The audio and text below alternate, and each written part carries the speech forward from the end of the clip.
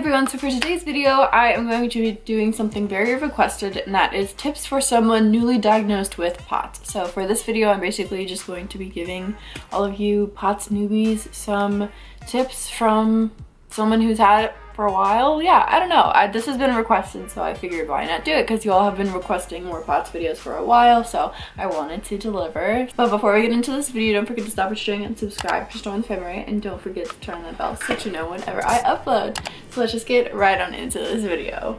So the first tip that I have is to write down and start to track and recognize your symptoms, becoming familiar with your symptoms and how you feel before fainting. So this is super important because the more that you know about your body, and if you know what your symptoms are before you faint, or if you start to recognize and write them down, then you can start to figure out what your triggers are, and that will help you to limit the amount of episodes that you have. So basically it's important to start to get to know your body and to know when you need to sit. Like if you feel, for me, I get palpitations, I get shortness of breath, things get fuzzy, and everyone's different. So figure out what your pre-syncope symptoms are so that you can like sit and try to prevent syncope episodes. So it's super important to get to know your own body, because with POTS it can affect everyone so differently. It just affects so many different parts of the body, and it affects so many people in so many different ways. So my second tip is to do research, because honestly whenever I get a new diagnosis, that's the first thing that I do, because I think it's important to be educated on what you have to help better understand it, as well as know how to get better from it, also so that you can properly educate other people about it as well. When I first got diagnosed with POTS, I'd already heard of it before, but I went in and dove in and did a ton of research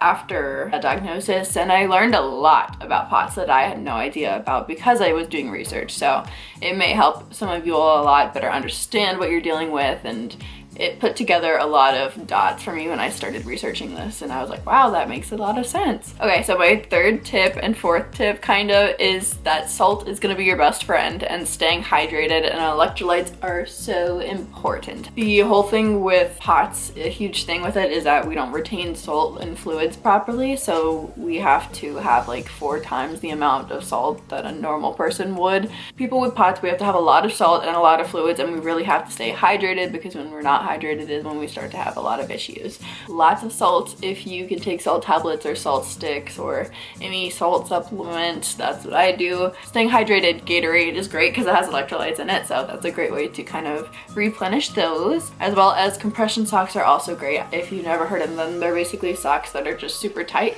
and it helps to prevent blood from pooling in your legs, which is how the fainting happens in the first place. So compression socks are great. They sell them on Amazon. They're linked on my page if you click the link down below. I have a whole POTS page, and it has like salt sticks and compression socks and heated blanket, like just some POTS essentials on it. So if you want to check that out, that will be linked down below, because I get it. I know the struggle. I totally feel you. So the next tip is to either have like a filled out medical ID on your phone. So I actually just did this. I went through and I put in all of my medications, all of my diagnoses, so that if something happens and I'm in public and I'm alone, they can check my medical ID and see everything that they need there. Like it has allergies, it has organ donation, it has all the basic information, so if something were to happen, God forbid, but at least there's some form of way that I could get information to my doctors without me being like conscious, you know what I mean? Like there has to be some way of them getting information. So just to be prepared with that, either I used to have a thing on my lanyard that I carried around that said like, I have POTS, if I faint, like do this and blah blah blah. So just have some form or means of communication so that people know how to help you in an emergency. So just try to figure out some means of communication for yourself in case you were to have an episode,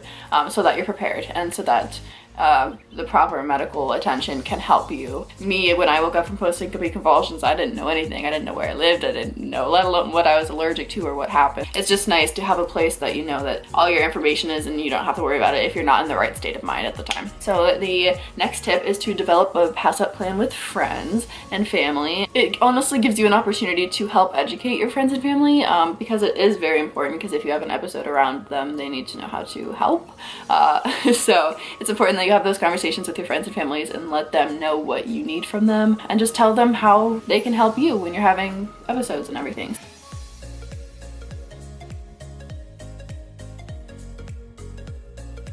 My next tip is to not be so hard on yourself, because I found myself a lot when I was first diagnosed with POTS getting frustrated with myself because days were really difficult and doing little tasks was like wiping me out for the day, and it's just, I'm really hard on myself because I'm a very on the go, get things done, productive type person, and not being able to fully do that due to a health condition can kind of be blah. But I mean, I'm just saying to not be so hard on yourself. Like, understand that you're gonna have bad days and you're gonna have days where you need to be a little bit nicer to yourself because you have POTS and because it does take longer for you to heal when you're sick. Don't beat yourself up. Just understand that like you do have this issue. It's a chronic illness. There's nothing you can really do about it other than try to manage it the best you can to have the best life that you can. So definitely don't use it as an excuse to slack off, but definitely if you're having a bad day, don't beat yourself up for it. Give yourself that time to heal and recover, whether that's physically or mentally. The last tip is to join Facebook support groups. So this is super helpful because not only is it a way for you to hear about other people's stories, it makes you feel more comfortable, it gives you a sense of community.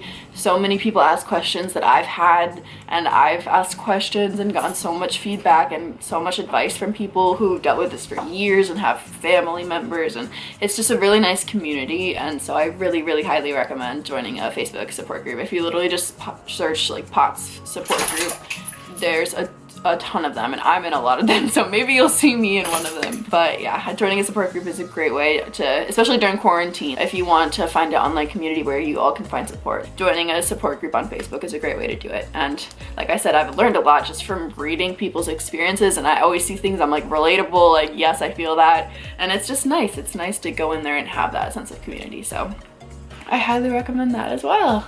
Alright y'all, well that's it for this video. I really hope you enjoyed it. Don't forget to give it a thumbs up if you liked it. Comment below any video requests, especially if you have POTS related video requests. Comment down below. Don't forget to stop what you're doing and subscribe to join the Famurray, and I will see you all in my next video. Love you. Bye. Mwah!